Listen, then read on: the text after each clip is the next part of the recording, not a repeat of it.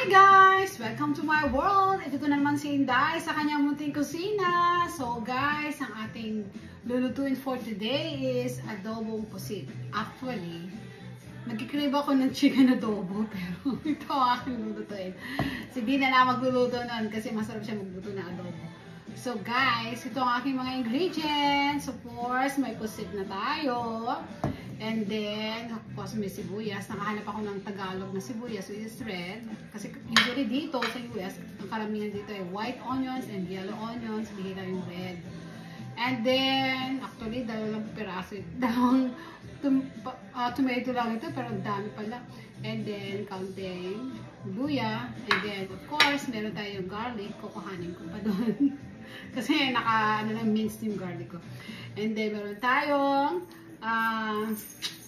pepper, and then of course salt, oil, and then vinegar. Vinegar ko.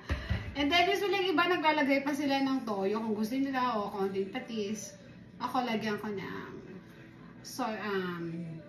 oyster sauce, konti. Para mas masarap lalo ang ating adobo. So guys, simulan na natin! Excited na ako kasi matagal ko na itong hindi nakakain uli. Ngayon na lang uli guys. So, sana masarap siya at magustuhan din ng aking asawa. May pahapon pala ako.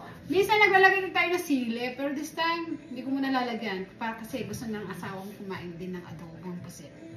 Ayaw niya hindi siya mahilig ng manghang. Okay?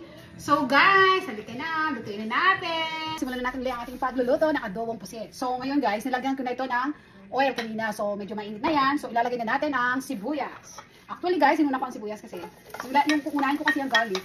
Baka masyado siyang maluto dahil minced na siya. So nandito muna ang sibuyas guys. So tingnan nyo guys. Ayan, inuna ko ng sibuyas. Then later, tutuloy ko na, sunod ko ang luya. And guys, at this point, pwede ko na ilagay, isunod ang luya. And then, tsaka ko na susunod ang garlic. Ayan guys, oh. Tingnan nyo naman. Amoy pa lang. Amoy pa lang guys, ulam na. Then guys, sunod ko na si garlic. See, minced na ito guys. So madali na itong maluto. Ayan. Sarap naman, no? Wow. Tingnan natin. Wow. Okay, sunod natin ang kamatis. Wow. Look. Ayan, lahat natin. Para makita nyo. O diba? Mukhang masarap itong luto ko na to ah. Matagal din ako hindi nagluto. Last year pa. I think sumasago pa yun. Ayan natin ilagay ang pusit. Ayan guys, hindi nakita. Ayan pusit. Ayan guys, ang pusit. Ayan. So, lagay ko na siya. And then, lagyan na lang din natin ng salt. Maraming salt. Pepper, ito hindi salt. Pepper, lahat ng mga kado lalagay ko na. And then, ito, nakalimutan ko kanina guys. So, laurel. Nilagyan ko siya ng laurel ah. And then, salt. Actually kanina, yung pusit, nilagyan ko na ng kaunting salt yun. There you go. Then, halu-haluin na natin. Ayan. Ayan siya guys. Haluin natin and then, takpan.